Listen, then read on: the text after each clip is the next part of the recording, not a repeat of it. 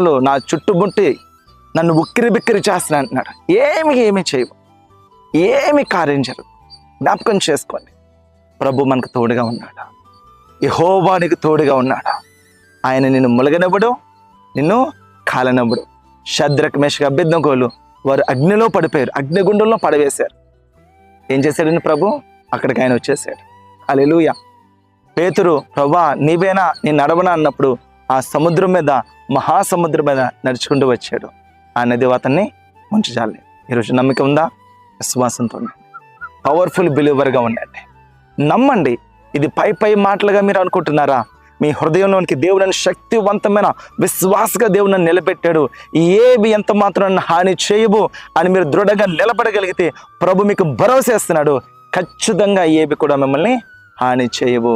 దేవుడు కొద్ది మాటలు దీవించును గాక. May God bless you.